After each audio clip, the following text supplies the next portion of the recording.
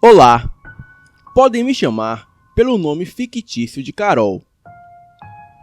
Este relato se passou comigo na década de 90. Primeiramente, antes de começar a narrar os fatos, é importante que vocês esqueçam tudo que já ouviu falar sobre o diabo. Não estou dizendo que ele é um ser bonzinho, longe disso. Mas enfim, o próprio ser humano é profanado de maldades e desejos obscuros. A vida real é bem parecida com a série de TV Game of Thrones. Nenhum vilão acha que realmente é o vilão. Não existe ninguém bonzinho.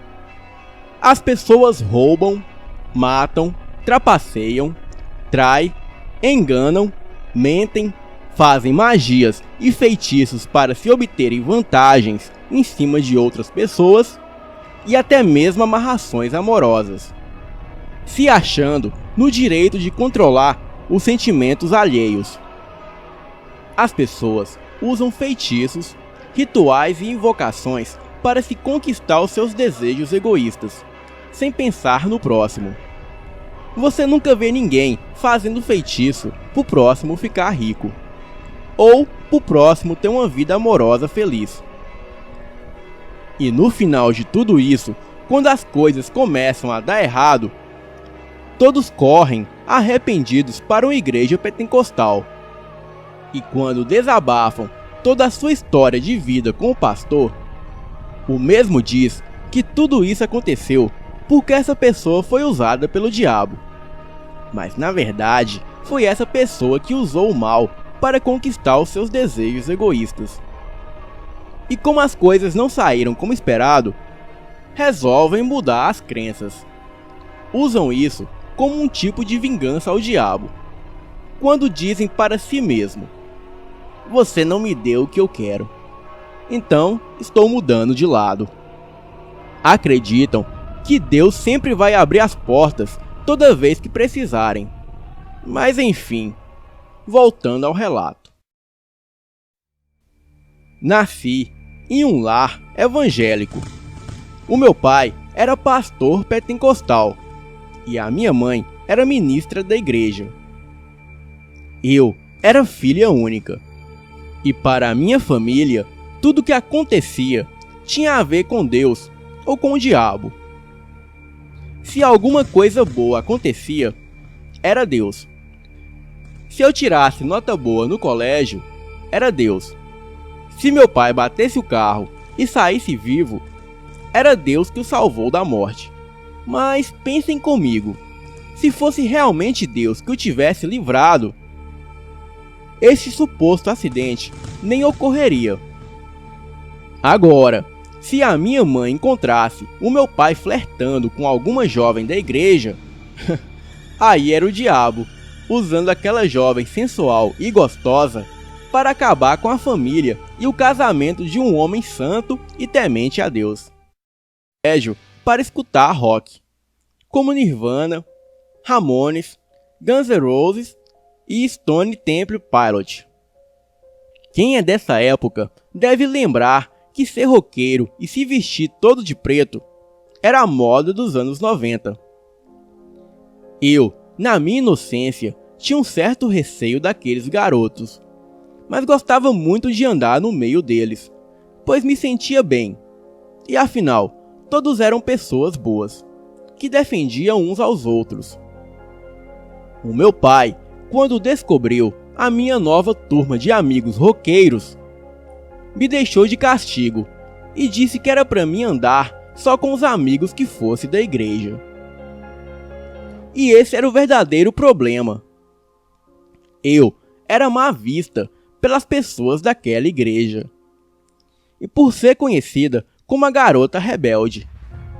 Agora, os outros adolescentes da igreja, esses eram os exemplos de vida, os santinhos, e todos tinham orgulho deles.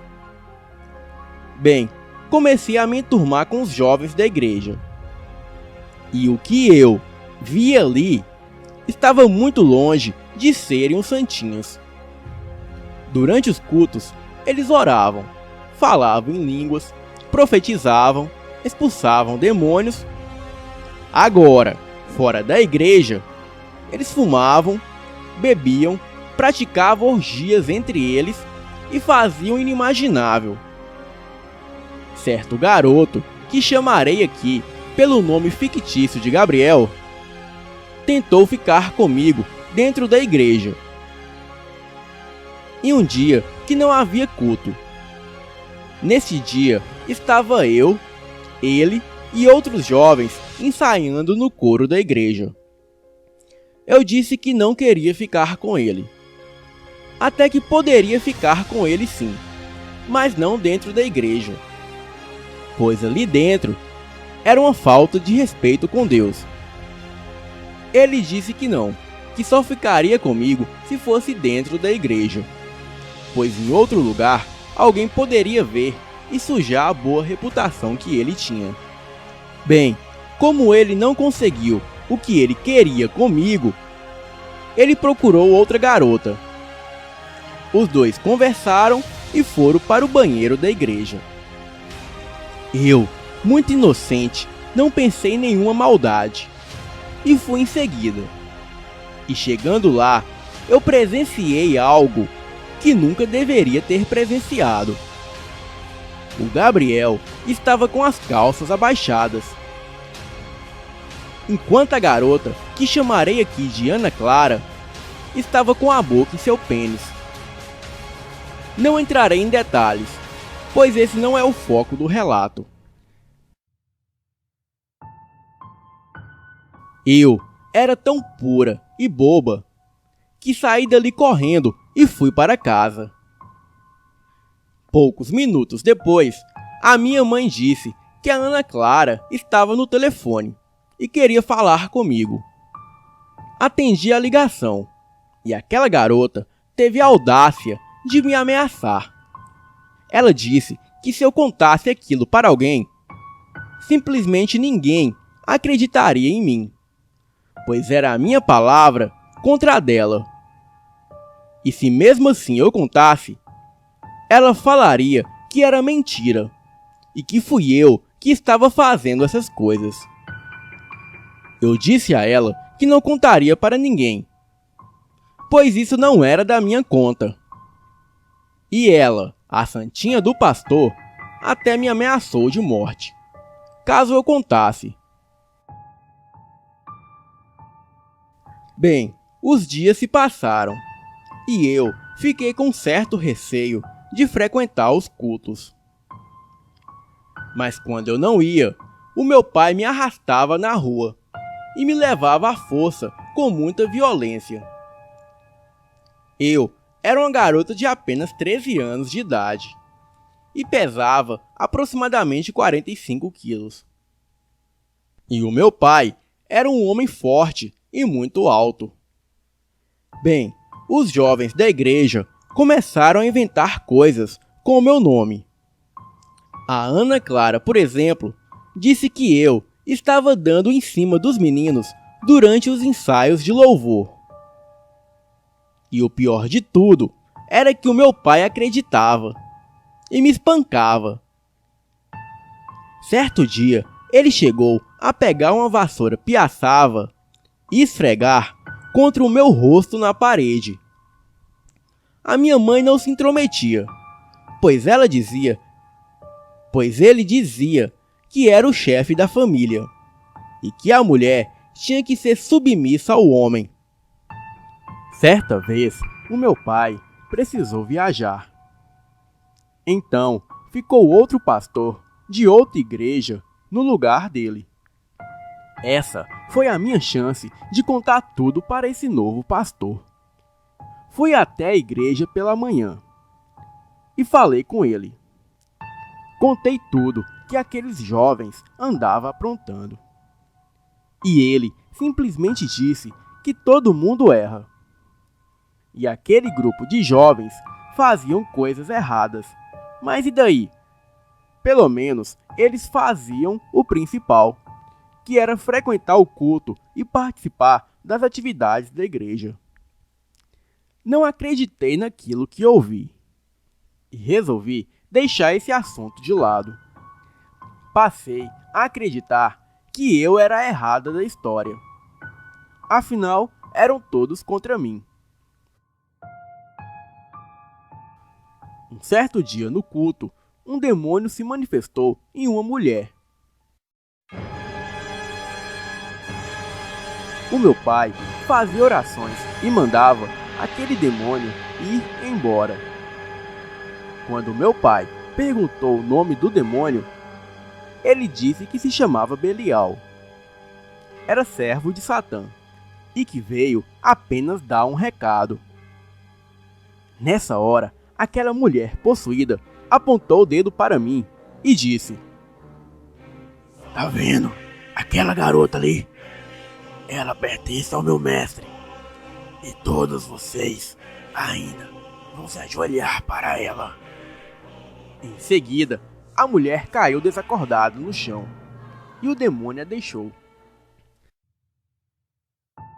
Não preciso nem dizer que depois disso, quando chegamos em casa, o meu pai me deu uma surra, de deixar marcas por todo o meu corpo. Ele disse que eu o envergonhei diante de todos da igreja, que com certeza eu deveria estar aprontando algo sem ele saber. Mas o demônio sabia e apontou os meus erros diante de todos da igreja. Fui para o meu quarto chorando, e a minha vontade era de morrer naquela noite. Peguei uma navalha e estava decidida a cortar os meus pulsos e me matar. Quando foi por volta das 3 da manhã, entrei para o banheiro e tranquei a porta.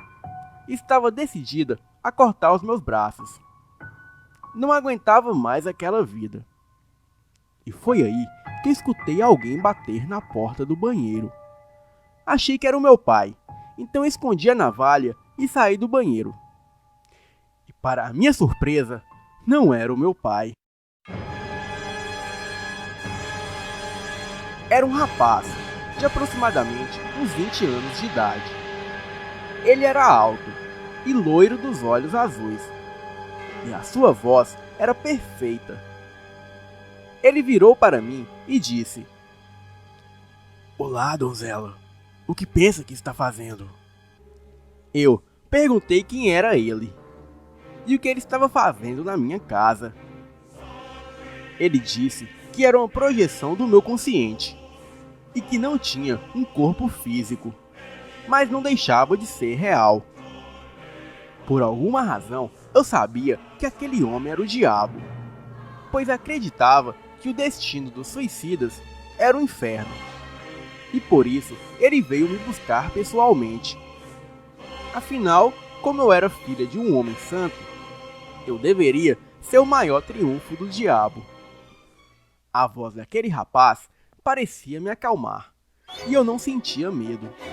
Muito pelo contrário. Senti uma paz e um perfume de rosas tomou conta do ambiente. Eu logo disse: "O que você quer de mim?" Eu quero te ajudar, minha criança." "Por que você quer me ajudar? Você é um mentiroso." "Eu sou mentiroso? Olha as pessoas que frequentam a igreja do seu pai. São hipócritas, vivem de aparência.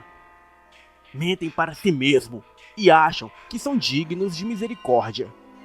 Eles tentam travar uma guerra contra mim, mas nem imaginam que serão mortos pela mão do próprio Deus. Pois a colheita de Deus começará de dentro da igreja, separando o joio do trigo. Mas engana-se se acha que o joio pertence a mim. Não, o joio serve unicamente para ser queimado. Eu, o diabo, tenho interesse em homens e mulheres dignos, de caráter e de forte índole.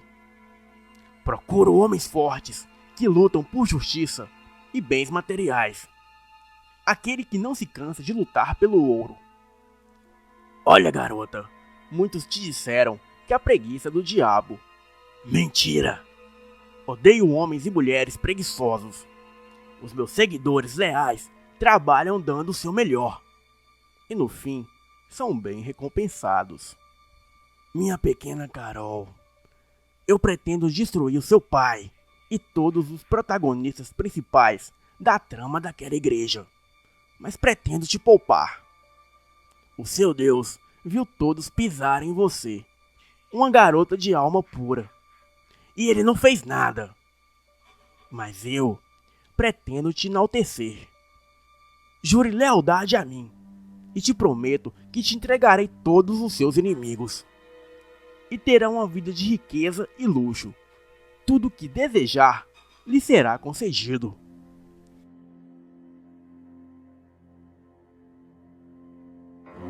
Depois de ouvir essas palavras, eu fiquei paralisada, sem saber como reagir. Tudo que ele falava realmente fazia sentido. Mas foi aí que me lembrei que ele também é conhecido como enganador. Ele enganou até mesmo os anjos do céu que se rebelaram contra Deus. E também enganou a Eva, fazendo ela comer o fruto proibido que Deus deu uma ordem a ela para não comer. Aquele rapaz me olhou profundamente nos olhos e disse: minha garota, eu sou uma projeção da sua mente. Consigo ler os seus pensamentos. Os anjos do céu, Adão e Eva, eram seres perfeitos. Eu não os enganei. Tudo que fizeram consciente e sabendo o que faziam. A minha luta sempre foi pela liberdade. Eu não estou aqui para discutir religião, e muito menos para te convencer de algo que será bom para você mesma. Se não aceita a minha proposta, eu me retiro. Mas na próxima vez, não será eu que irei te procurar. Em seguida, deu-se um forte estrondo e aquele ser desapareceu, igual os mágicos somem na fumaça. E aquela fumaça deixou um cheiro forte de enxofre em toda a casa. Porém, parecia que só eu sentia aquele cheiro, pois minutos depois, a minha mãe se levantou para ir até a cozinha beber água. E se ela tivesse sentido esse cheiro forte de enxofre, com certeza ela viria no meu quarto me perguntar o que era isso. Afinal, eu era culpado de tudo. Acordei no outro dia cedo, para ir para o colégio. E daí me lembrei de tudo que ocorrera naquela noite. Aquilo era algo surreal. Bem, o diabo me apareceu e me fez uma proposta de um pacto. Aquilo era muita informação para a minha cabeça. A minha vida já era turbulenta o bastante. E o diabo é um ser enganador. Ele conseguiu enganar até mesmo os anjos. Imagina eu, uma reles mortal. Ele não precisa mentir para enganar ninguém. Ele engana as pessoas simplesmente dizendo a verdade, ou meias verdades. Mas acreditar que o diabo é mentiroso? Não mesmo. Bem, algumas semanas se passaram e veio a notícia que a minha mãe fugiu de casa com um amante. Ela deixou uma carta dizendo que me deixou aos cuidados do meu pai e que já o traía há algum tempo, pois não suportava o seu fanatismo com religião e o seu jeito manipulador. E no final da carta, ela escreveu para o meu pai: espero que você queime no inferno. Agora, imaginem para quem sobrou a culpa? Exatamente. Eu fui a culpada até mesmo da minha mãe picar o pé. O monstro do meu pai dizia que agora sabia o porquê de eu ser tão rebelde, pois eu tinha o mesmo sangue da minha mãe. O sangue de uma puta, de uma vadia.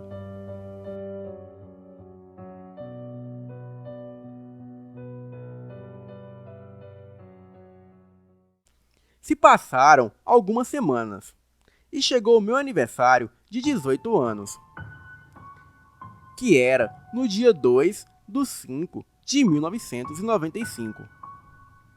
Neste ano, eu cursava o 3º ano do ensino médio. E nesse dia, os meus únicos amigos da escola, aquele grupo de roqueiro que já havia mencionado, resolveram me fazer uma visita. Eles chegaram na minha casa por volta das 3 da tarde. O meu pai estava trabalhando. Os garotos me trouxeram alguns presentes, como um LP da banda Green Day que se chamava Duke, que aquela banda tinha lançado há pouco tempo. Também levaram uma caixa de bombom e algumas latinhas de cerveja. Afinal, já éramos maiores de idade. Confesso que nunca gostei de cerveja, mas bebi para não fazer desfeita. Um pouco depois, o meu pai chegou. E quando ele viu eu e os meus amigos bebendo e escutando música, ele me xingou na frente dos meus amigos e os expulsaram da minha casa. Os meus amigos, quando viram o meu pai me chamando daqueles nomes, eles afrontaram meu pai. E isso só piorou as coisas para o meu lado. Horas mais tarde, o meu pai me deu um soco na boca, que caí desacordada. E só acordei no outro dia, na hora de ir para o colégio.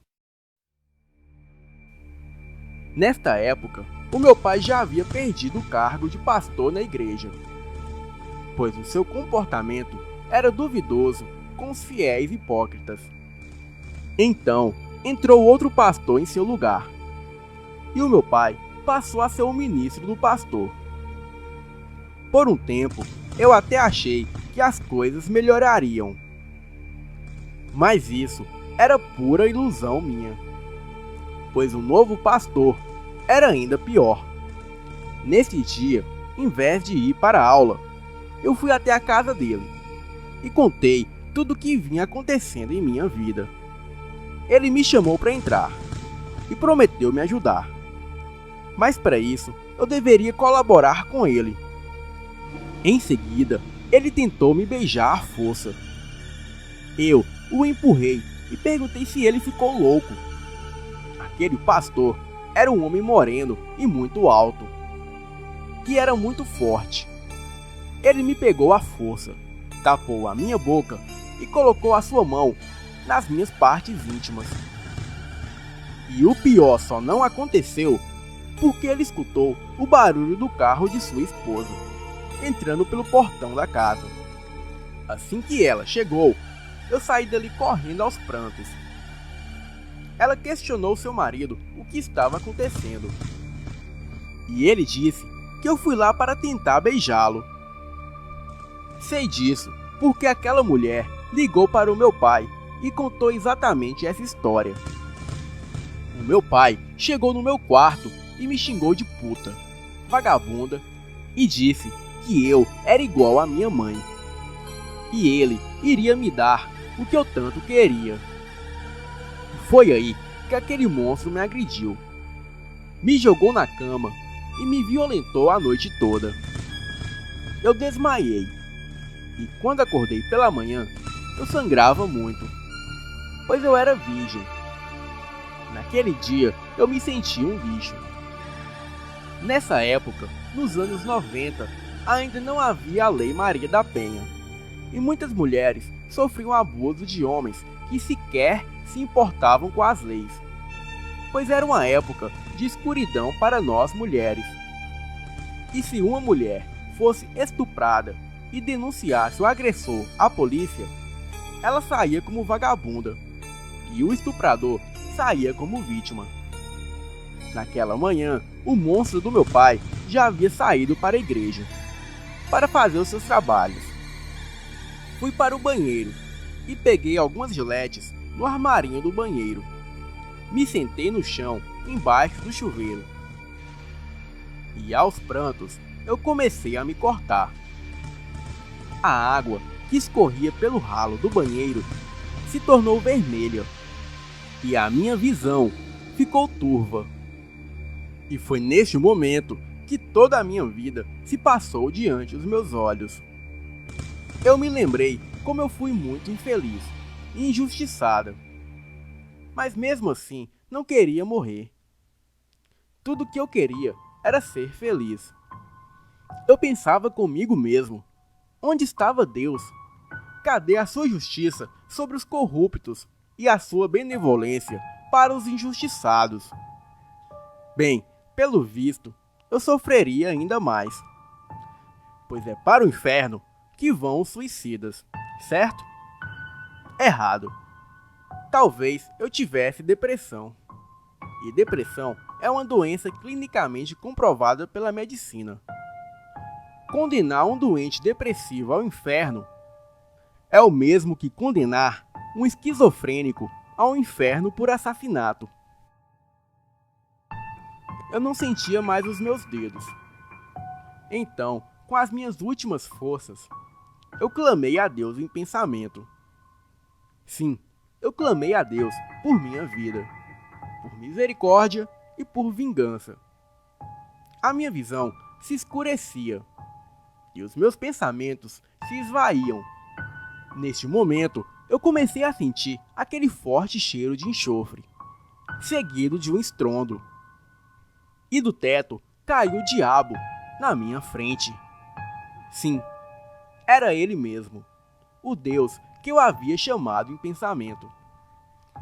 Ele não era mais aquele belo rapaz loiro, de olhos azuis. Agora, ele era um homem mais velho, de aproximadamente uns 40 anos de idade. Barba feita, estava de roupa social e possuía longas asas negras e olhos negros e profundos. Ele olhou para mim com um olhar frio e vazio e em seguida me estendeu a mão. Tentei segurar a mão dele, mas estava sem tato e sem direção com os braços, devido aos cortes. E então ele disse: "Garota, não se sinta sozinha agora. Enxugue os seus olhos lacrimejantes. Eu só estou dando uma volta por enquanto. Mas você sabe onde me encontrar. Eu estou comprando a sua vingança. E você não irá morrer. Não. Não hoje." Bem, foi aí que algo muito hilário aconteceu. Eu não sei quanto tempo se passou, mas o diabo permaneceu ali, cantando uma música do Green Day para mim. Uma música que se chamava Where I Come Around. Ele cantava em um tom melódico e com uma voz perfeita. Aquela era a minha canção preferida. E foi daí que me lembrei que a nossa mente que projeta o diabo. E por isso que ele nos conhece melhor do que nós mesmos. Naquele momento, eu não sabia se aquilo era real. Pois agora é que eu fui perceber que tudo que ele me falava eram trechos das minhas músicas preferidas. Ou seja, ele dizia apenas as palavras que eram conhecidas a mim. Não sei o que houve depois. Só me lembro que acordei no hospital ao lado da minha tia. Ela me disse que tinha ido na minha casa, me dar os parabéns pelo meu aniversário. Então ela chamou, mas ninguém atendeu. Ela achou que talvez o meu pai estivesse na igreja e eu no colégio. Mas algo dizia em sua cabeça que era para ela entrar na casa e me procurar. E foi aí que ela escutou o chuveiro ligado. E quando ela chamou e ninguém respondeu, ela ficou preocupada e entrou no banheiro, pois eu não havia trancado a porta. E quando ela me viu caída e sangrando, ela logo amarrou panos em meus braços para drenar o sangramento. E em seguida, ela me colocou no carro e me levou para o hospital. Essa minha tia era irmã do meu pai. Porém, ela era uma boa pessoa. Mas o meu pai não gostava dela, pelo fato dela ser um bandista. Me recuperei e levei alta do hospital. A polícia foi acionada pelo médico, pois o médico que me examinou sabia que eu havia sido estuprada. Confessei tudo à polícia. Disse que havia sido meu pai. E naquela noite, ele foi preso, dentro da igreja, na frente de todos. Ele sabia que eu estava no hospital morrendo. E mesmo assim, ele foi para a igreja, como se nada tivesse acontecido. Fui para a casa da minha tia, que cuidou muito bem de mim. Eu sentia algo muito diferente em mim. Era como se eu tivesse morrido e nascido outra pessoa. Bem, como eu já havia dito, a minha tia era um bandista. Então, eu descobri um mundo novo. Comecei a estudar todo tipo de magia, e principalmente Goetia. A minha sorte havia mudado da água para o vinho. Tudo que eu fazia, a sorte conspirava em meu favor. O meu intelecto aumentou de uma forma surpreendente. Aprendi projeção astral e fui convidada para uma ordem de bruxos. Esta ordem se reuniam no mundo astral por meio de projeção para aprender os conhecimentos do nosso mestre. Aprendi tanta coisa e tantas verdades sobre o mundo que, se eu fosse falar aqui, daria umas 50 horas de relato. E na verdade, muita coisa que eu sei, eu nem posso falar. Esta ordem de bruxos, a qual eu era membro, foi extinta naquele ano. Então, a partir daí, eu parei de estudar sobre magia. Afinal, já sabia o suficiente para me proteger de muitas coisas e realizar a minha vingança.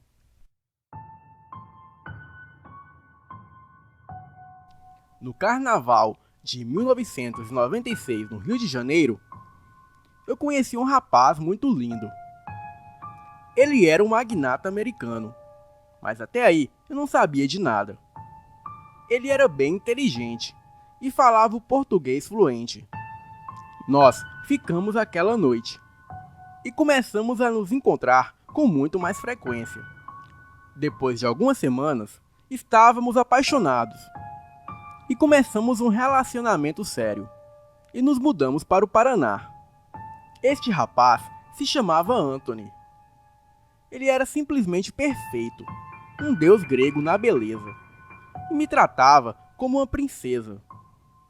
Naquele mesmo ano de 1996, eu sonhei com uma sequência de números, que eram 9, 37, 39, 41, 43 e 49. Acreditei que aquilo era um sinal. Então, eu apostei esses números na Mega Sena e ganhei sozinha com 6 pontos. Foram cerca de 2.300.000 reais. Peguei esse dinheiro e investi em algumas ações da empresa do Anthony. E essas ações dispararam. Bem, eu já era rica. Agora eu me tornei milionária. Os meses se passaram e eu vim a me casar com o Anthony. Depois do nosso casamento, eu me senti uma mulher poderosa. Nunca me faltou nada. Eu tinha tudo que o dinheiro poderia comprar. O meu marido sabia toda a minha história de vida. E certo dia, ele virou para mim e disse: "Minha princesa, está na hora." Não entendi o que ele quis dizer com aquilo. E ele continuou: "Está na hora de retornar para o Rio de Janeiro e destruir todos aqueles que lhe fizeram mal. A vingança é sua. Eu não poderei te ajudar em nada, mas irei com você, pois eu não quero perder isso por nada nesse mundo." Achei estranho, pois ele acabara de colocar mais lenha na fogueira. Mas bem, ele disse exatamente o que eu queria ouvir. E no dia seguinte, partimos para o Rio de Janeiro.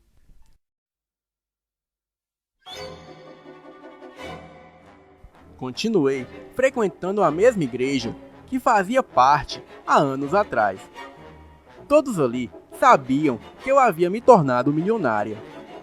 E eles simplesmente fizeram uma festa ao meu retorno, como se nada tivesse acontecido. Inclusive o meu pai já havia sido absolvido pela justiça. O maldito não cumpriu nem 2 anos de pena. Ele dizia estar arrependido. Chorou e fez aquele teatro todo que somente ele sabia fazer. Mas enfim, ele estava no lugar certo. Ali só havia ex-traficantes, ex-estrupadores, ex-drogados e ex-prostitutas. Enfim, todos eles me bajulavam. E eu comecei a jogar o jogo. O meu marido, o Anthony, era realmente um magnata da indústria farmacêutica, que além de muito poderoso, era um excelente ator da vida real. Ele fingia ser um homem humilde, amigo de todo mundo. E gente burra cai com muita facilidade nesse teatro. Bem, eu comprei um sítio bem afastado de qualquer vestígio de civilização. E anunciei uma festa particular para os membros da igreja, onde haveria muito churrasco e muita oração. Os meus capangas, que chamarei aqui de empregados, prepararam muito bem o sítio para aquela grande celebração. Esses homens não eram empregados qualquer. Eles estavam à minha disposição e a do meu marido. Seguiam qualquer ordem que lhes fossem dada. Matavam e morriam com as nossas ordens. Bem, poucas horas antes do evento, eu fiz uma visitinha para o meu pai. E ele ficou bem nervoso com a minha visita inesperada. Acho que ele já sabia para que eu estava ali. Além do mais, pelo motivo de ter entrado na casa sem o chamar. Os meus homens o amordaçou e o jogou no porta-malas do carro. E seguimos para o sítio. Chegamos um pouco antes para os preparativos da festa. O meu pai era um lobo em pele de cordeiro. Ele não pensou 2 vezes para abusar de mim. Bem, agora a vítima seria ele. 2 dos meus homens o pegaram e em seguida amarrou um arame farpado e um cabo de vassoura. E digamos que o meu pai passou por uma trágica experiência de um estupro, mas foi da pior forma. E quando ele morreu, cortamos o seu corpo e usamos a sua carne no churrasco. Horas depois, boa parte daquelas pessoas estavam todos ali, pois eu havia alugado um ônibus justamente para trazer todos os membros da igreja. Estavam todos reunidos e orando, comendo e bebendo. Algumas daquelas pessoas que estavam ali nunca me fizeram mal algum. A minha vingança era algo pessoal, mas infelizmente não poderia haver testemunhas. As bebidas da festa haviam sido batizadas com sonífero, e os que não beberam e dormiram, os meus homens atiraram neles com pistola de dardos tranquilizantes. Haviam 37 pessoas no total. Eu havia mandado cavar 40 túmulos com 40 caixões de madeira. O meu plano era os enterrarem vivos. Mas depois eu logo percebi que essa não era eu, pois até poderia matar os culpados, mas haviam pessoas ali que não sabiam de nada. Além do mais, haviam crianças que estavam ali somente por causa dos seus pais. Voltei atrás do meu plano inicial e disse para Anthony que só mataria os que me fizeram mal. E os outros eu deixaria viver. Não me importaria. Neste momento, o semblante de Anthony mudou. E com uma voz agressiva, ele disse que eu deveria matar a todos, pois esse era o plano. Bem, eu disse que não faria. Eu não mataria quem nunca me fez mal algum. E que se ele quisesse, ele matasse, que ele desse a ordem aos homens. Mas pelo menos essa culpa eu não carregaria. Anthony deu de costas e disse que me esperaria no carro. Bem, lembram do pastor que tentou me estuprar? E lembram também da sua esposa que disse que eu o assediei?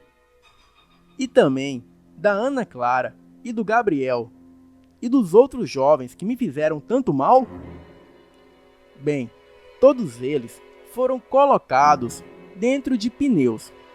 E em seguida, eu dei a ordem para os meus homens incendiar os pneus com aquelas pessoas dentro. E também incendiei o ônibus. O mesmo ônibus que trouxe todos ao sítio. E em seguida, entrei no carro com Anthony e os 3 homens que eram os nossos capangas. Já os outros 4 homens foram no outro carro, que era uma Hilux. O restante das pessoas ficaram lá no sítio, pois até elas conseguirem sair dali e pedir ajuda, já estaríamos bem longe. Bom, pegamos o avião naquele mesmo dia e voltamos para o Paraná. Depois de uma semana, pegamos um voo para os Estados Unidos, mas fomos detidos pela polícia, pela suspeita de assassinato. O Anthony foi o primeiro a ser interrogado, e meia hora depois, a polícia nos liberou. Mais tarde, eu fui entender que Anthony não era uma pessoa comum, pois ele tinha policiais, juízes e até mesmo promotores que trabalhavam para ele. E assim que chegamos em Nova York, Anthony me mostrou a sua verdadeira face. Ele era o próprio diabo. Aquele corpo que ele usava era de um escolhido por ele mesmo, o qual ele prometeu recompensar aquela pessoa se o deixasse usar o seu corpo como hospedeiro. Anthony virou para mim e disse: "Olá, minha pequena. Pareço bem real para você agora?"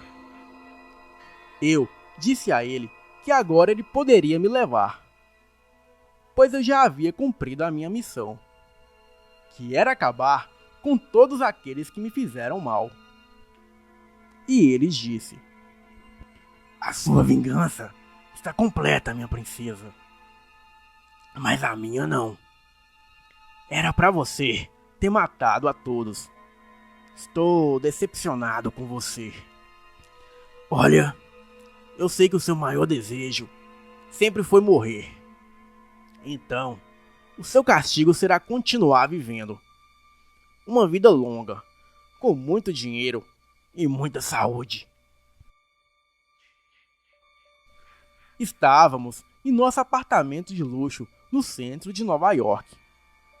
E antes dele sair, ele se virou e disse: "Já ia esquecendo. Eu quero o divórcio.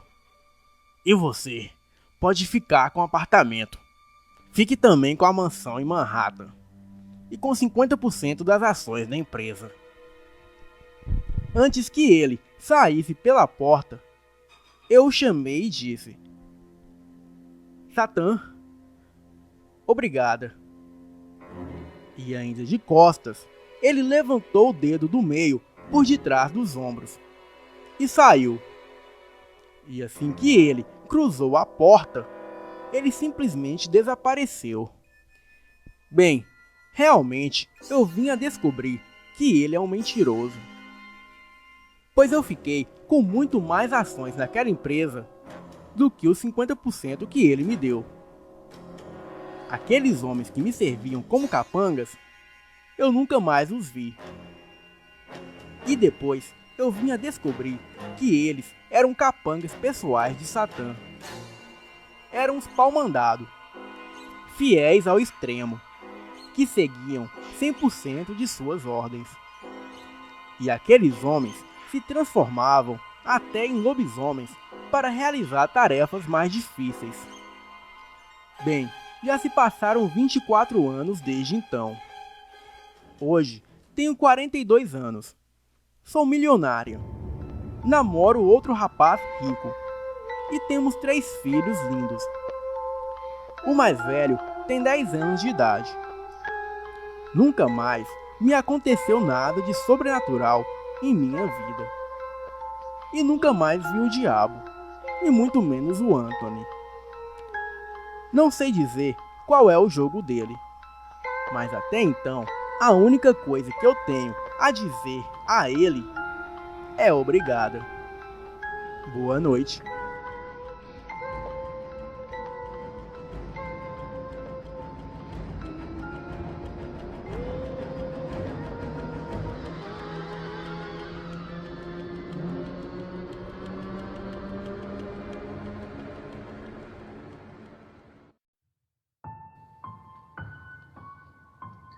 Redação de férias. Como foi suas férias? Bom, por onde eu começo? Como de costume, eu e os meus pais viajaremos para a cidade natal da minha família. Uma cidade grande que fica a uns 600 quilômetros de distância da cidade onde moro.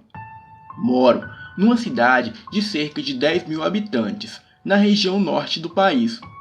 Em teoria, tudo aqui é longe. A capital, as cidades turísticas com as suas praias, e por conta disso sempre viajamos muito. Bom, até então nada de anormal. O meu pai trouxe o carro da revisão, o nosso SUV, da família com vaga para 5. Temos uma boa condição financeira, por assim dizer, e por isso sempre viajamos com carros caros e de bom gosto. O meu pai sempre dizia: vou proporcionar a vocês tudo o que eu não pude ter. Os meus pais vinham de famílias humildes do interior, e tudo que conquistaram foi com muito esforço, sempre se esforçando ao máximo nos estudos e trabalhando bastante. Assim, chegamos onde estamos. Mas para não criar a mim e o meu irmão como adolescentes mesquinhos, eles sempre fizeram questão de nos fazer ver os seus esforços, sempre nos dando atividades e ocupações, seja concursos ou trabalhos, mas sempre fazendo valer o nosso suor e experiência, para assim sabermos o preço das coisas e também para nos ensinar a humildade. Essa era a maneira do meu pai nos ensinar a sermos mais dignos e honestos. Bom, embarcamos, o meu pai, a minha mãe, o meu irmão e eu no carro. Saímos ao cair da noite em direção à cidade. No som do carro tocava a banda The White Buffalo.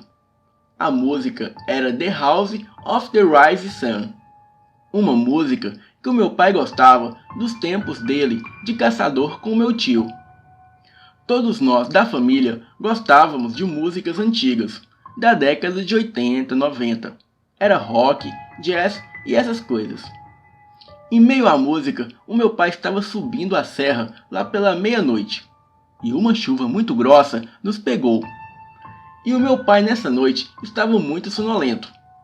A minha mãe, muito aflita, disse a ele que no próximo posto de gasolina, ou hotel que víssemos, deveríamos parar para descansar um pouco. E mesmo relutante, o meu pai acenou com a cabeça, que sim. Pouco a pouco, a chuva se acalmava. E próximo da metade da subida da serra, havia um hotel, desses hotel familiares, aparecendo logo ao longe. A minha mãe já olhava para o meu pai, e ele, que com um semblante desgostoso, logo estacionou o carro. Antes de descermos do carro, ele travou as portas e disse: olha, vamos pernoitar aqui até que eu descanse, e por volta das 4 da manhã sairemos. Quero tomar café na casa do meu irmão, amanhã logo pela manhã. Estamos todos entendidos? Eu fiquei quieto, pois sabia que não era para mim. Sabia que era para minha mãe que ele falava. E ela também sabia, e acenou com a cabeça que sim. Saímos do carro e fomos para a recepção do pequeno hotel. encontramos um senhor de idade, mas de aparência forte na recepção. Ele trajava roupas elegantes, mas sem nenhum exagero. Era uma camisa branca, calça social preta e um colete cinza. Ele tinha um corte de cabelo moderno, degradê amarrado atrás e uma barba longa. O hotel era bem movimentado, com mais pessoas no salão e algumas pessoas que eu julgava ser caminhoneiros devido às suas vestes de empresas petrolíferas, como a Petrobras e a Texaco. Entretanto, o senhor me chamava a atenção. Algo nele era demasiadamente chamativo. O seu semblante hospitaleiro, que combinava com seu visual rústico do hotel, eu não sei, talvez por implicância minha, mas o senhor da recepção me incomodava demais. E não incomodava só a mim, mas também ao meu irmão menor de 7 anos, que segurava forte a minha mão ao ver a notável figura do recepcionista nos olhar fixamente. O meu pai logo disse: "Boa noite, senhor. Me chamo Felipe. Essa é a minha família. Precisamos de comodidade para nós 4. Eu venho de uma viagem meio cansativa. E a minha esposa insiste que não é seguro seguir na estrada." O meu pai falava olhando o homem, enquanto a minha mãe observava panfletos e revistas no sofá comigo e com meu irmão. O vento da chuva recente soprava de fora, trazendo um vento frio que nos fazia grudar em nossa mãe como filhotes de gato na sua ninhada. Este vento trazia um misto de estranheza, medo e frio que jamais experimentei antes. O hotel era bem confortável e até bonito, mas algo me incomodava nele e eu não sabia o que poderia ser. Em poucos minutos de conversa, o meu pai acertara com o recepcionista sobre o nosso quarto. E logo assim ele apanhou as chaves e fez sinal para que o seguíssemos, e nos guiou pelo hotel. Logo passamos por um jardim interno que ficava no meio das instalações. Era lindo, com flores e uma cascata que vinha da mata atrás do hotel, e com alguns pássaros que dormiam em uma grade fina de arame, que os mantinha dentro do jardim. Eu me deslumbrei com aqueles pássaros e também com o jardim, mas a minha atenção foi atraída pelo recepcionista, que destrancava uma das portas daquele corredor e nos indicava o nosso quarto. "O quarto da família, senhor. Conta com 4 camas, como havia dito, frigobar, TV e banheiro dentro da acomodação. Uma ótima noite. Aliás, senhor, procure não sair entre os horários de 2 e 4 da madrugada. Neste horário, os seguranças dão lugar às empregadas que limpam os corredores e as gaiolas dos pássaros. Para evitar problemas e congestionamento no serviço do hotel, optamos por fazer essa limpeza na madrugada. Pode ser que ouça vozes baixas no corredor, mas são somente as copeiras. O Hotel Família Serrana agradece a compreensão." O recepcionista dizia com um semblante muito simpático e hospitaleiro. Entretanto, os seus olhos estavam sem brilho algum, o que arremetia à falta de vitalidade. Era como se aquilo fosse ensaiado para ser daquela forma. Mesmo achando muito estranho a recomendação do senhor que cuidava da recepção, o cansaço falava mais alto, e nos deitamos na cama para dormir. O meu irmão menor ficou com a cama próxima à porta, e os meus pais com a cama próxima à janela. Com as luzes apagadas, estávamos todos nós debaixo das cobertas. O sono era instantâneo, eu diria. Entretanto, algo me acordou no meio da noite. E sem dúvida não foram as empregadas do hotel, mas assim que abri os olhos e me virei para o lado, eu vi o meu irmão menor sentado no chão, de frente para a porta conversando. Eu fiquei a observá-lo, ainda enrolado no edredom e com somente a cabeça do lado de fora. Eu o questionei sobre o motivo pelo qual ele estava falando sozinho, e ele me respondeu que um dos filhos das empregadas estavam ali, dizendo que não deveria abrir a porta, e que ele, o meu irmão iria cuidar para que eles não entrassem. E eu, achando que ele estava sonâmbulo, logo me levantei e o coloquei de volta na cama. E retornei para minha cama para dormir novamente. Enquanto eu pegava no sono, novamente ouvi ao longe um som que parecia um som de um cachorro que rosnava na janela. Mas eu já estava quase adormecido e decidi não dar bola ao som estranho. E logo peguei no sono, acordando somente com meu pai a me chamar para sairmos daquele lugar. Acordei com uma sensação ruim. Lavei o rosto acompanhado do meu irmão. A minha família, inclusive o meu irmão, agiam como se nada tivesse acontecido. Ninguém ouviu nada. Será que eu havia sonhado com o evento daquela noite? Bem, eu poderia estar impressionado com o clima do lugar, e por isso eu teria sonhado com meu irmão falando sozinho.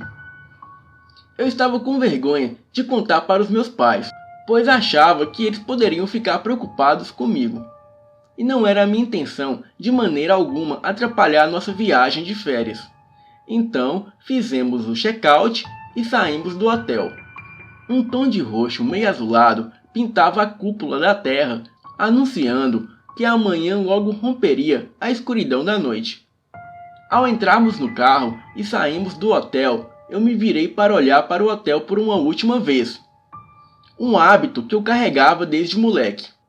E o que vi era no mínimo loucura da minha parte. Mas eu podia jurar que vi o recepcionista do hotel caminhar até a porta e me olhando nos olhos fazer um sinal de silêncio, levando o dedo anelar até a boca.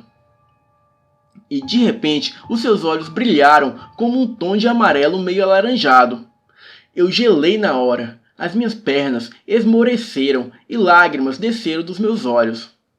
Seja lá o que fosse esse homem, eu realmente não sei. E, sinceramente, eu também não quero saber. Passei o resto da viagem quieto, pensando com os meus botões o que seria aquele homem, ou coisa. E, ao mesmo tempo, tentando criar coragem para contar aos meus pais. Mas esse esforço era em vão. Quanto mais eu pensava em tudo aquilo, mais eu perdia a coragem de falar.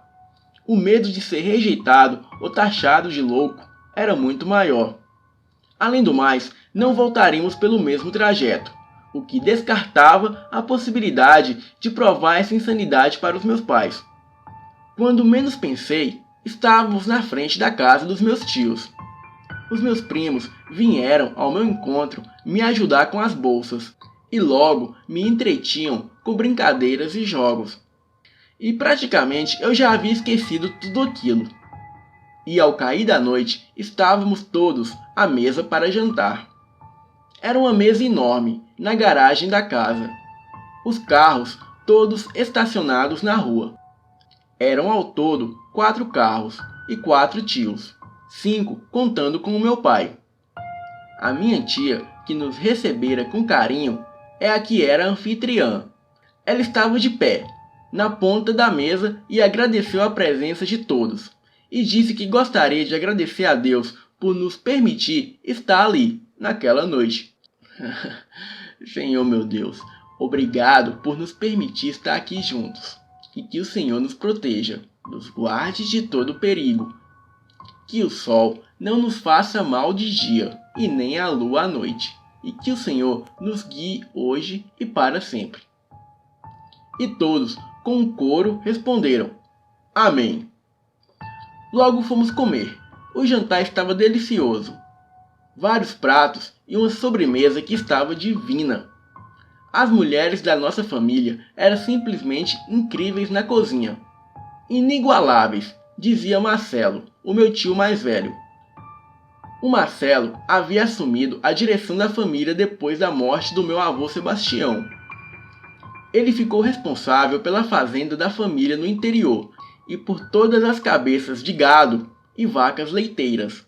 Sem dúvida, todos nós éramos muito abençoados e afortunados.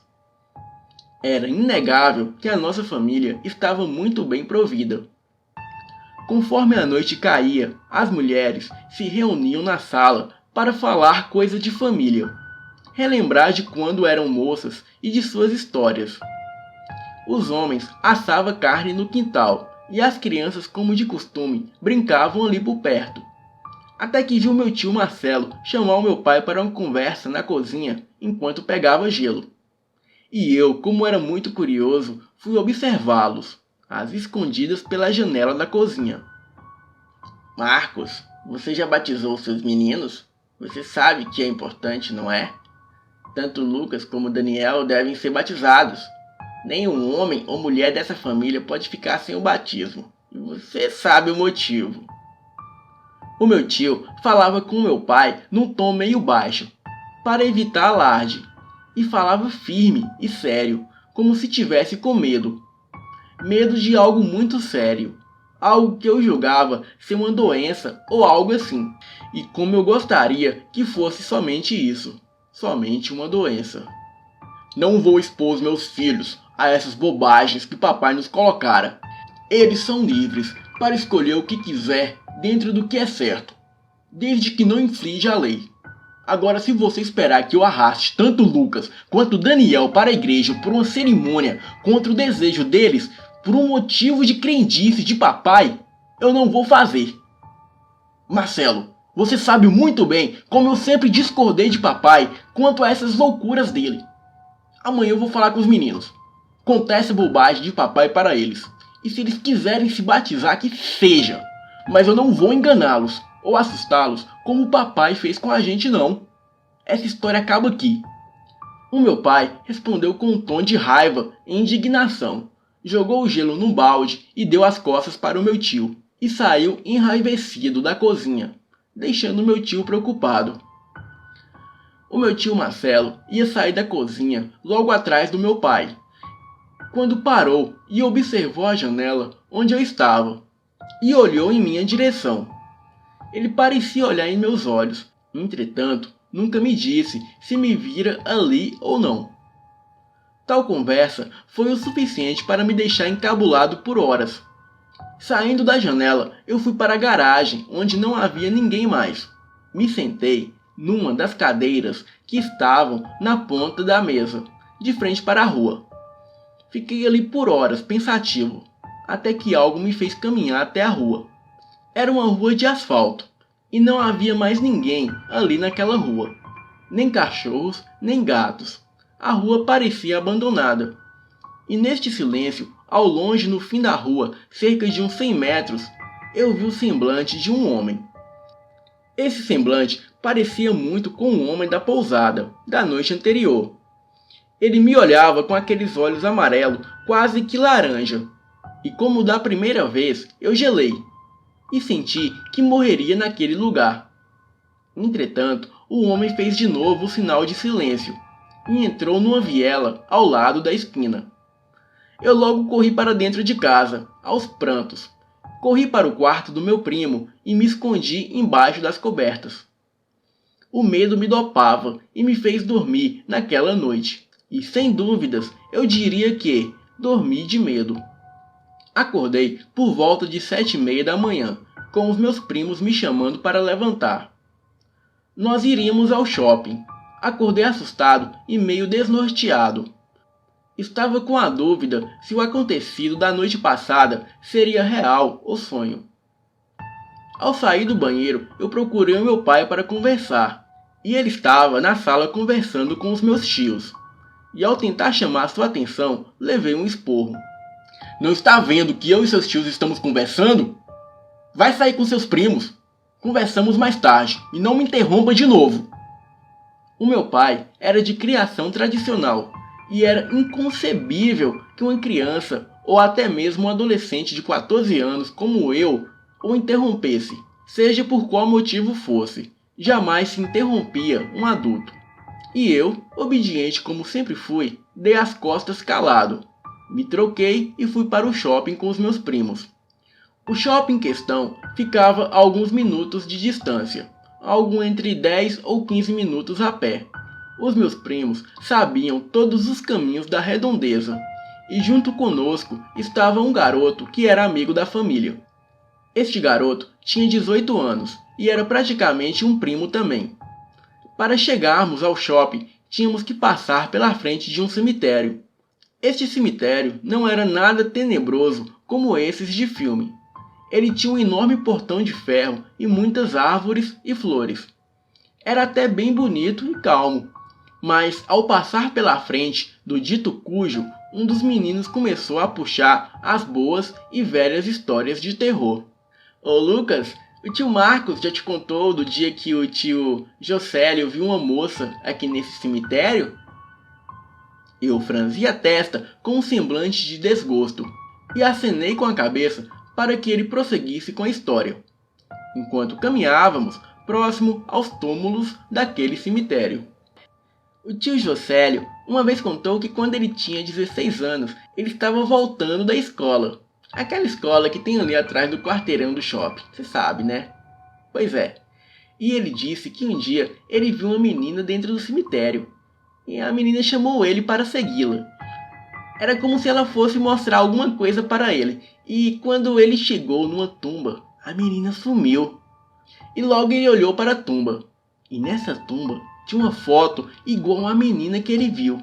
E o tio Juscelio disse que ficou 2 semanas sem passar novamente por esse caminho. Bem, todos rimos e um dos meninos disse: Bruno, está cedo para você ficar mentindo, e ainda mais com o nome do titio. Ele vai te dar uma surra se você não ficar esperto, viu? Todos nós rimos, e Bruno, que era o mais novo de nós, se calou com vergonha, mas ainda disse uma última vez: se não acreditam, então peça para que eles contem para vocês. Hoje, depois da janta, eu vou falar com ele. Aí vocês vão ver quem está mentindo. Seguimos o caminho, contando histórias engraçadas das mentiras de Bruno. E assim, ele caía cada vez mais em descrédito e ficava com mais vergonha. Não demorou muito para que ele ficasse chateado e não falar mais com a gente. Ele se aquietou e só falava quando era questionado. E mesmo assim, os meninos ainda achavam espaço para importuná-lo, o chamando de mentiroso e Pinóquio. E assim foi, até saímos do shopping. Tínhamos ido lá para assistir um filme no cinema e comer algo após o filme. Quando já tínhamos aquietado com as piadinhas, estávamos comendo quando o garoto que nos acompanhava, aquele garoto que não era parente consanguíneo, soltou uma. O filme foi muito chato, galera, mais mentiroso que o Bruninho. Teve nem graça. Bruno se levantou com um semblante enfurecido e saiu da praça de alimentação. Os piá diziam coisas como: vai chorar, bebezinho? Volta aqui, Pinóquio. E Bruno, muito triste com as piadas de mau gosto, começou a caminhar em direção à porta de saída. Eu o segui, vendo que ele era muito novo para andar sozinho por aquele lugar.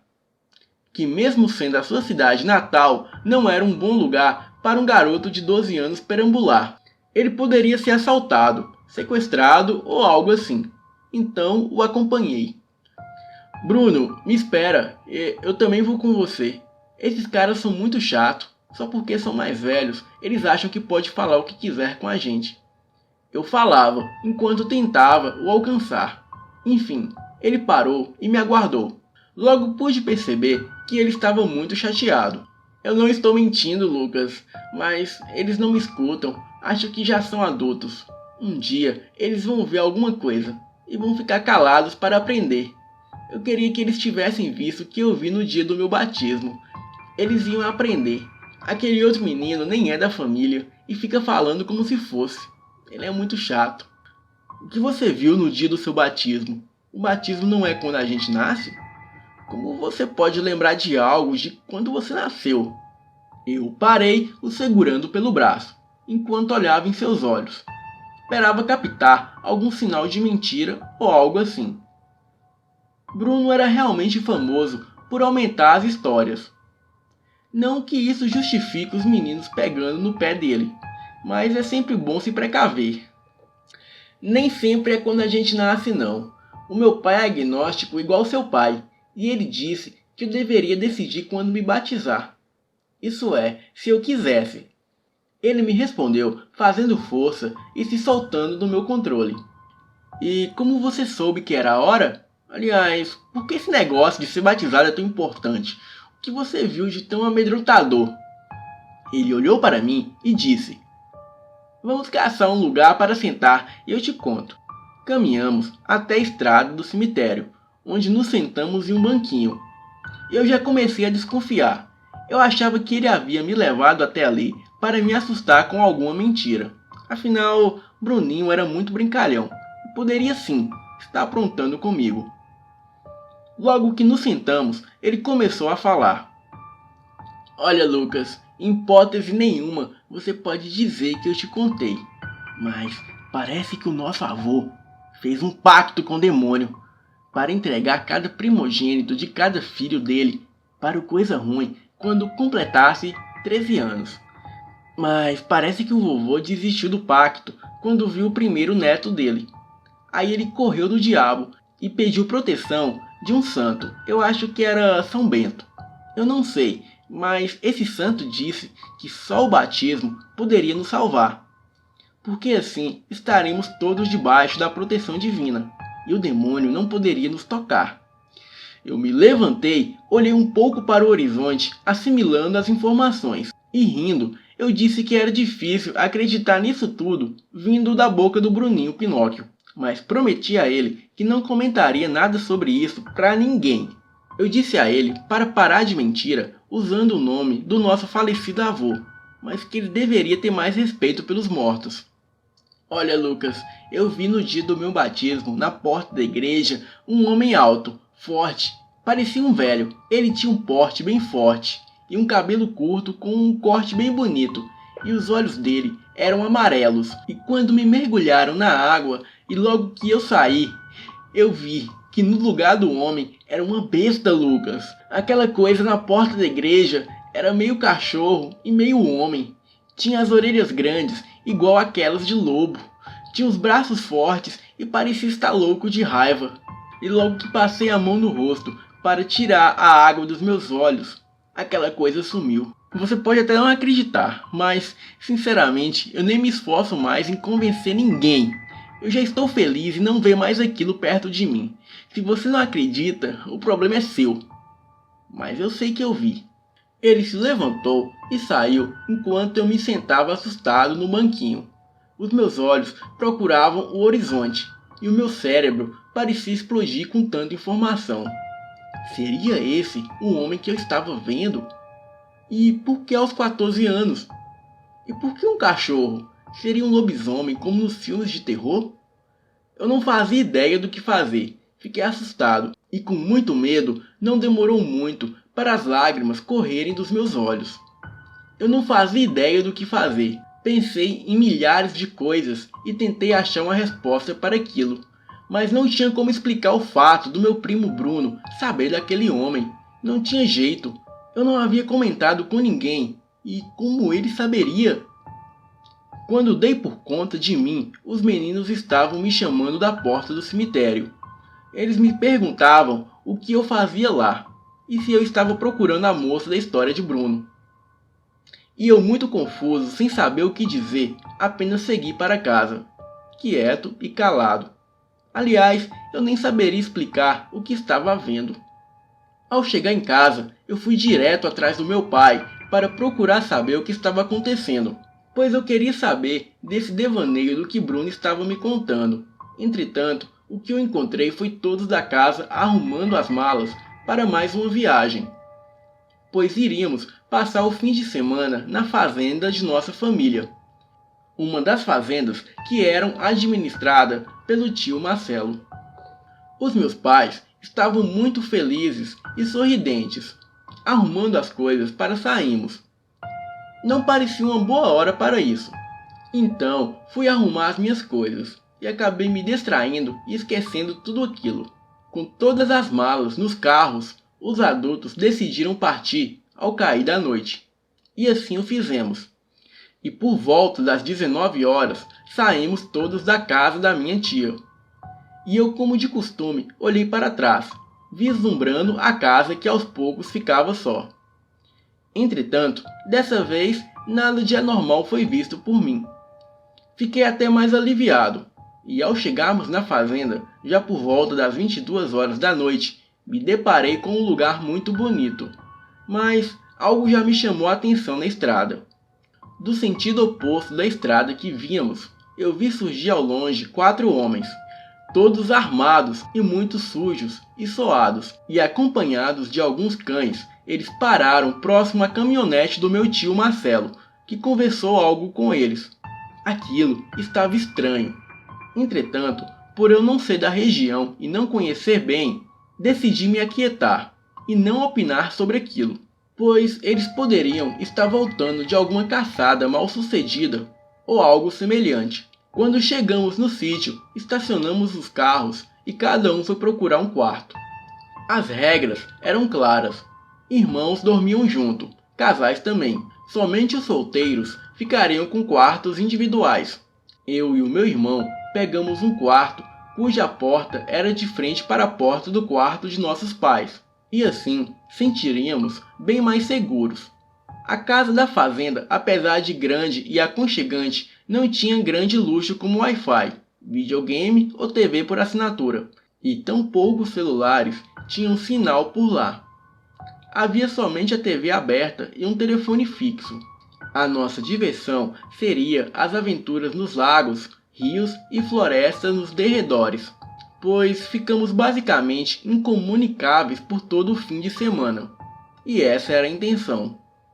Mesmo vindo de uma cidade pequena no interior do estado, eu estava acostumado com todas as comodidades que não tinha naquele lugar. E por um instante eu confesso que fiquei incomodado com o lugar. Mas, após o lanche da noite, feito pela mulher do caseiro, que cozinhava divinamente bem, eu até havia me esquecido de como sentia falta de Wi-Fi e coisas assim. A madrugada logo veio.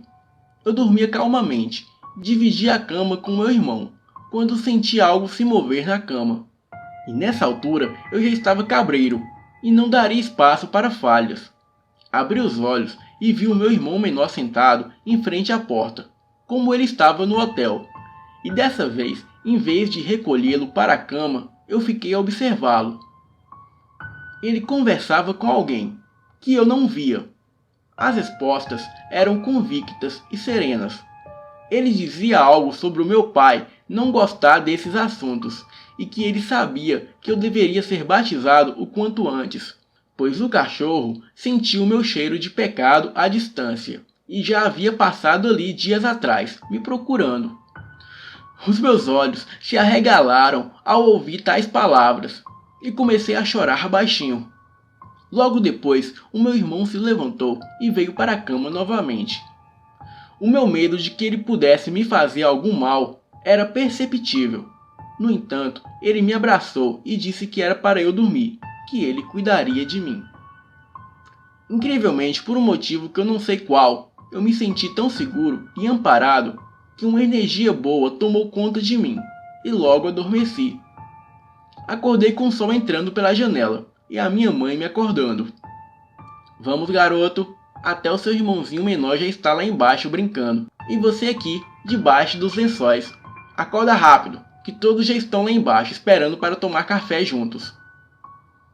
Ela dizia, puxando as cobertas e abrindo as cortinas que estavam entreabertas. Ela me mandou levantar e arrumar a cama, e sem demora era para que eu comparecesse para o café. Desci o mais rápido que pude, e quando cheguei na cozinha, estavam todos lá me esperando. E eles riam, porque eu estava com uma cara de sono. E logo eu ri com eles. Minha tia logo destampou as comidas e todos comemos. As conversas durante o café da manhã eram variadas, de lembranças de infância e piadas. Todos pareciam se deleitar com toda essa brincadeira. E não demorou muito e todos foram dispensados. Os garotos e garotas foram para o imenso quintal que circundava a casa da fazenda. Acredito que se juntassem todos os piás ali, atingiam facilmente 20 crianças. Passamos o dia todo correndo e brincando de pique-pega, pique alto, esconde-esconde, polícia e ladrão, e fazia tempo que eu não me divertia tanto assim. Exploramos os lagos e até vimos alguns animais que eu só via em livros de escola, como antas e até um tatu. Enfim, foi um dia único e com o cair da noite, os meus tios se organizaram para irmos todos os familiares a uma capela próxima para participarmos da missa em homenagem ao meu avô. Mesmo meu pai sendo agnóstico, ele não se negou a ir. Acredito que por educação. Era incrível ver que meu avô havia mudado aquela região. O padre falava durante o sermão que o meu avô era um exemplo de fé e persistência e que aquele povo havia muito a agradecer a ele. Os meus tios abaixavam a cabeça e riam baixinhos, para não constranger o padre. Era como se eles soubessem de algo que ninguém mais sabia. Após o término da missa, houve um leilão para ajudar a capela da comunidade e mais algumas festividades típicas de coisas do interior. E lá por volta de 23 horas, retornamos à fazenda. E ao chegar na estrada, avistamos novamente os homens de cavalo. E dessa vez, eles nos esperavam na estrada. Parecia que algo sério havia acontecido. Mas dessa vez, eu queria saber o que houve. Desci da nossa SUV e deixei o meu pai esbravejando e fui ao encontro do meu tio na caminhonete na frente do comboio. Ao me aproximar, o homem que falava com meu tio se calou e me encarou sério. E disse ao meu tio que essa noite deveríamos dormir todos na sala, para não ficarmos expostos na janela e que os homens vigiariam a casa. Aquilo me deixou sem resposta. O homem se virou e abriu a porteira. O meu tio ia me falar algo, quando meu pai me apanhou pelo braço e praticamente me arrastou até o carro. Quando eu te mandar ficar quieto, Lucas, você fica. Deixa esse pessoal resolver as coisas dele. Você não é nem dono de nada aqui. Ele me jogou para dentro do carro e arrancou logo atrás do meu tio, cortando o comboio. Quando todos estavam na casa, o meu tio Marcelo nos chamou para a sala e logo começou a dar algumas instruções para aquela noite. Pessoal, os seguranças e vaqueiros da fazenda viram ontem e hoje um bicho perto das cercas.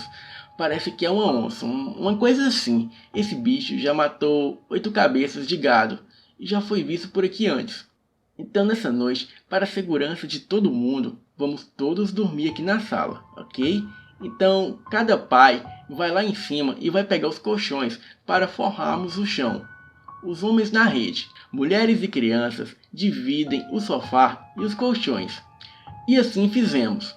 Apesar do estranhíssimo dessa situação, a noite seguia bem confortável.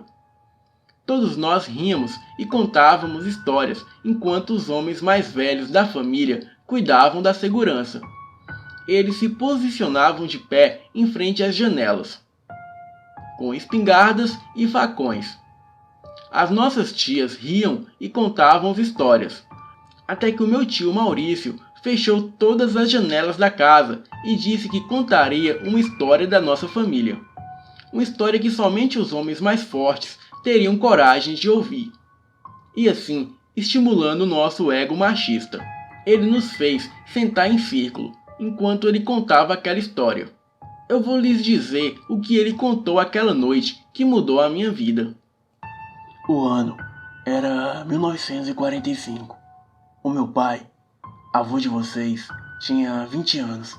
Estava justamente nessa propriedade, que nessa época não era tão grande assim. Ele e a minha mãe moravam aqui de favor, e os tempos eram horríveis. A seca assolava a região. O gado morria de fome e as plantas morriam de sede. E nada se podia fazer para mudar isso. E para piorar, a minha mãe estava grávida de mim.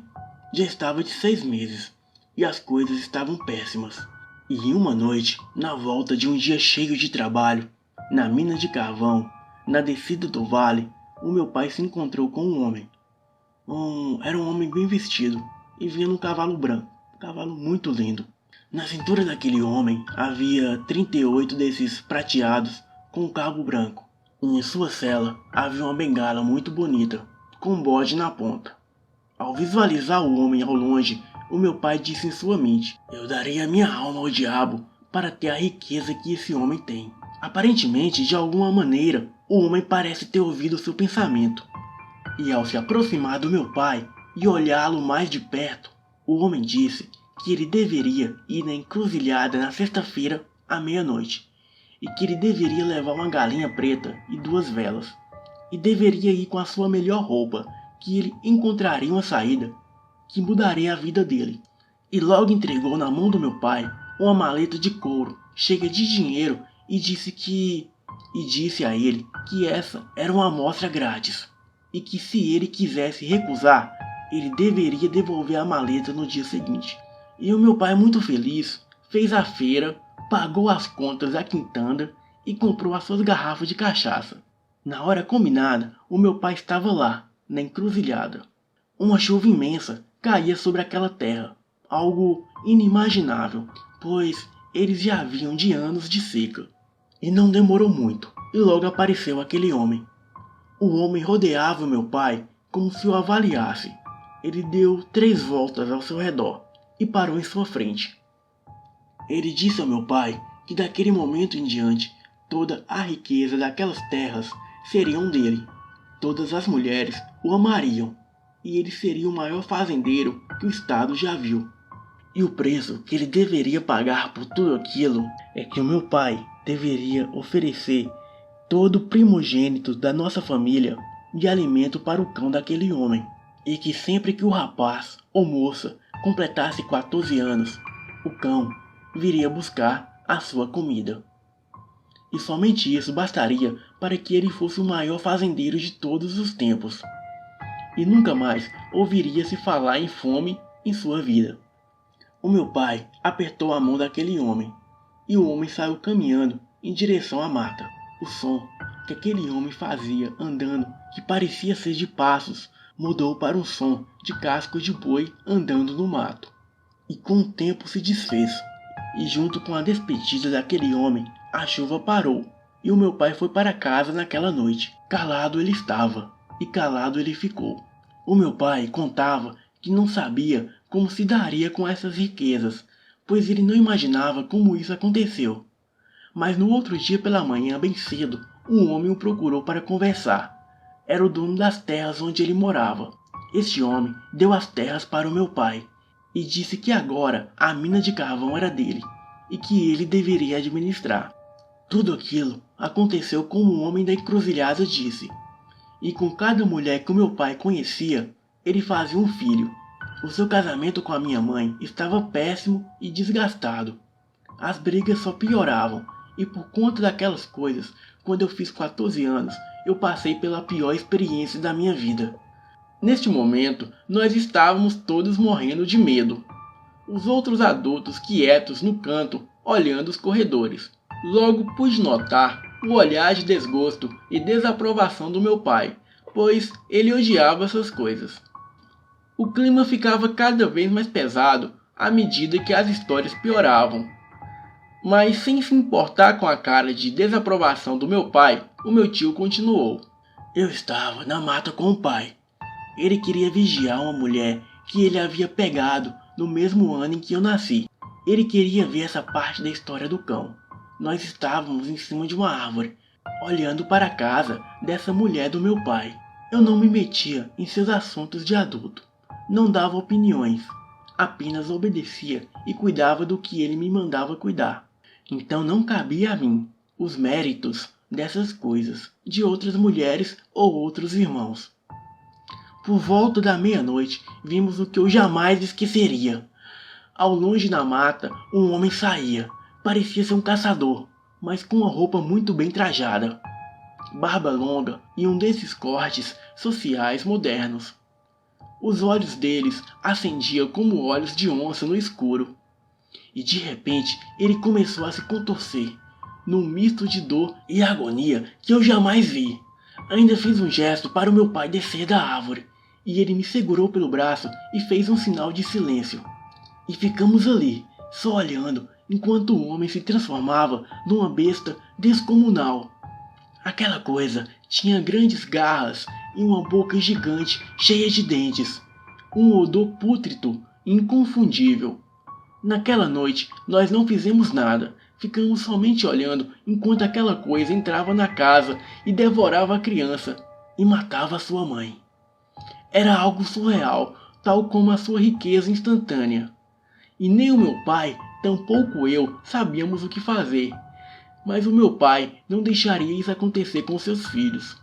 Pelo menos não com o do seu casamento. Não seria certo. Logo que o dia raiou, o meu pai e eu descemos da árvore. Pensei que íamos para casa, mas o meu pai me mandou para casa e foi em outra direção. Nesse instante, as luzes da casa se apagaram. A força havia caído e todos os homens abriram um pouco as janelas. Somente o suficiente para olharem lá fora. Mesmo vendo muito pouco, eles podiam ver os peões em cima das árvores observando, e mais alguns homens ao longe, todos observando o horizonte, procurando por alguma anormalidade. E o meu tio com a sua garrucha a destravou e prosseguiu com a história. Meu pai chegou em casa à noite. Ele disse que havia ido à igreja e se confessado com o padre local, que era um senhor de mais ou menos uns 70 anos, e sabia muito bem o que fazer. Segundo ele, não perderíamos as terras e nem o dinheiro, mas tínhamos que batizar todos os filhos dele, pelo menos os do casamento dele, e possivelmente teríamos que lidar com essas forças demoníacas até que o meu pai morresse. E assim fizemos, sempre com todos os meninos da família. Sempre que nascia um novo garoto, ele era batizado. E aos poucos, essa história se tornou uma lenda da família.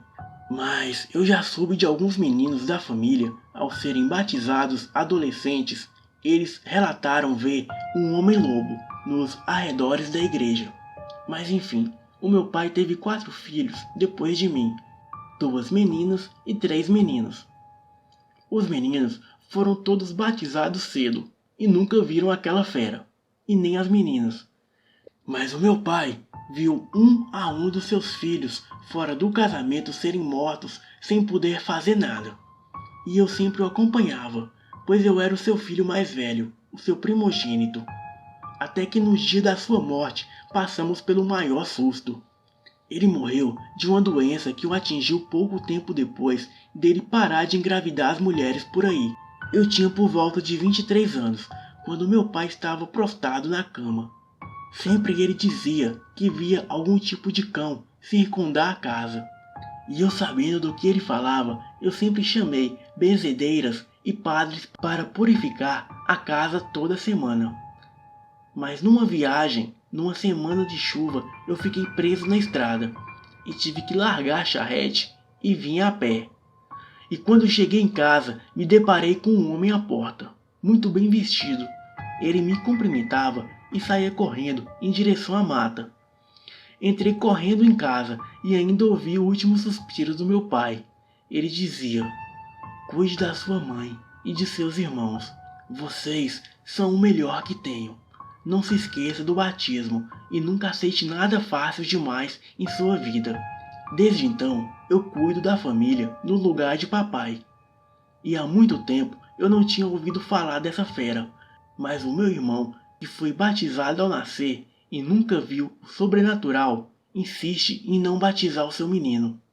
E o cão, que não se alimenta da descendência do nosso pai, agora está lá fora, sentindo o cheiro desse menino e se preparando para entrar aqui a qualquer hora e nos atacar e devorar o pequeno Lucas. Então, que Deus nos ajude essa noite, e talvez depois de hoje ou amanhã o Lucas seja batizado. O silêncio que se formava naquela sala era aterrador. Um misto de medo, desconfiança tomava conta do espaço e inundava a atmosfera ao redor. Eu nessa altura já estava colado ao meu pai, que olhava fixamente pela janela, parecendo acompanhar algo com seus olhos. Logo Marcelo olha pela janela e diz: "Que diabos é aquilo?" E logo que o meu pai olhou pela mesma direção que o Marcelo estava olhando, ele se assustou, pegou a sua espingarda e ficou ali, mirando. O meu tio logo disparou em direção a uma criatura. Meu pai e os meus tios viram uma criatura se aproximar. Rapidamente o meu tio atirou, que acertou a criatura, que deu um uivo estridente. E logo em seguida mais tiros ecoavam na propriedade. Aquilo era aterrorizador. Tiros e mais tiros, gritos, os cachorros corriam e lutavam com a criatura. Uns 15 minutos de terror e um último uivo se ouviu. Logo se passaram 15 minutos de silêncio e de repente batidas à porta da sala. Senhor, abra a porta, pelo amor de Deus. Aquela coisa correu para o mato. Estou desarmado e se eu ficar aqui eu vou morrer. Sem luz e com pouca visibilidade por conta da forte chuva, não dava para confirmar quem estaria na porta. Entretanto, o meu pai se aproximava para abrir a porta, e ao colocar a mão na maçaneta, um raio rasgou o céu e iluminou a fresta por baixo da porta. E o meu tio Júlio reparou que quem estava ali, pelo lado de fora, parecia um cachorro. Ele logo segurou a mão do meu pai, impedindo que ele abrisse a porta.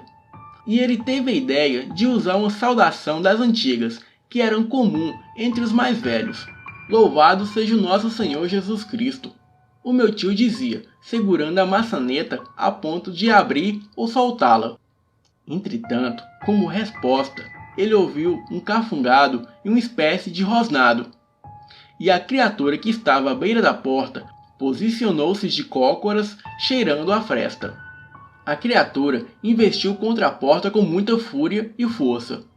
E as mulheres e crianças, incluindo eu, começaram a chorar desesperados. E isso só atiçou a criatura, que investia com mais fúria ainda. E por um milagre, um estampido de um tiro partiu do lado de dentro da casa, em direção à porta. Era o tio Júlio, que atirou com a espingarda e acertou em cheio a criatura, que deu um urro de dor e em seguida correu para a mata. O meu pai abriu a porta, assustando todo mundo. Mas ao que parecia, ele precisava ver aquela coisa para crer que aquilo realmente existia. E ele conseguiu ver a coisa saltar a cerca de mais ou menos 1,80 m de arame farpado sem nenhum problema. A criatura ainda olhou para trás antes de entrar na mata. O pesadelo parecia ter acabado. Mesmo assim, ainda estávamos sem luz e sem comunicação. Os carros estavam no celeiro e seria muito arriscado ir lá com essa coisa solta. A chuva prejudicava muito a nossa visão. A porta da sala estava muito danificada por conta das investidas da criatura e do tiro, e não oferecia mais segurança. Entretanto, havia na propriedade uma capela onde o meu avô havia sido enterrado. A capela, além de um lugar espiritualmente sagrado, também tinha um portão muito forte feito de aço puro, que havia sido feito para manter os ladrões afastados. Pois no túmulo do meu avô havia algumas pedras preciosas que alguns amigos dele trouxeram.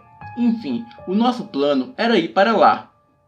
Os homens armados fizeram um círculo ao nosso redor, e bem altivos eles cuidariam para que ninguém ficasse desprotegido. Então a minha tia Juscelia, que era uma das duas tias, apanhou a Bíblia e um guarda-chuvas para não molhar a Bíblia, e se pôs a ler, enquanto caminhávamos até a capela. A leitura era do Salmo 121, e nos dava segurança e força para caminhar. A caminhada de apenas 50 metros em direção à lateral da casa parecia 1 quilômetro e duraria uma eternidade. O medo era nítido a cada passo, e a coisa que obviamente nos circundava e nos observava rosnando para nós era terrível. E acredite, quando entramos na capela, foi aí que as coisas se complicaram. Estávamos todos lá dentro rezando e olhando para os arredores. Os homens com as espingardas e as mulheres rezando, e as crianças todas juntas. E foi logo que vi o meu irmão de pé olhando para fora. E ele dizia que um menino estava de pé do lado de fora. A minha tia e a minha mãe, bem como todos que estávamos lá e não o via, se colocaram a perguntar quem era ele. E o meu irmão pequeno só dizia que era um menino. Então, ao longe, caminhando em nossa direção, vimos surgir o homem do hotel. Barba grande e bem feita, cabelo bem cortado e nu. Neste momento, nenhum de nós duvidou que aquele homem seria a fera. Mas por que ele não nos atacou no hotel? Bom, esse não era um problema para pensarmos agora. Os homens armados abriram fogo contra o homem, e o mesmo desviava das balas e corria ao redor da casa como se procurasse uma entrada. Uma hora ele vinha à frente da capela e rosnava, e outra hora se jogava nas paredes laterais, mas por algum motivo não entrava pelas janelas abertas, ou sequer pelo teto. Logo a munição dos homens acabaram, e essa seria a hora de sabermos se era possível que aquela coisa entrasse na capela. À medida que as rezas se intensificaram, o homem se irritava mais ainda, e em nossa frente ele se transformava. Os gritos de horror e dor eram inconfundíveis, e em nossa frente estava aquela fera banhada pela água da chuva tenebrosa. Seus olhos nos encaravam sedentos de sangue, e de uma matança que jamais acabaria. Os seus pelos eram grossos e muito ruins, como se tivessem sido queimados. As suas garras afiadas e a sua boca enorme parecia desejar a minha carne. Eu senti o seu olhar me penetrar a alma. Senti a dor e o tormento. O medo tomou conta de mim. Então ele se sentou como um cachorro e se pôs a olhar. Aquela visão era um tormento sem condições. Então, quando era por volta de 4 da madrugada, ele se pôs de 4 e tornou a correr ao redor da capela. Enfurecido, ele continuava se jogando contra as paredes, e urrava e uivava como jamais havia feito antes. Era terrível, e por volta de 5h15 da manhã, com os primeiros raios de sol, ele correu para a mata. Mas não saímos enquanto o sol não tomou conta do céu. Então, quando já era por volta de 8 da manhã, quando ainda muito cautelosos, saímos de dentro da capela. Fomos para a casa da fazenda para pedir ajuda.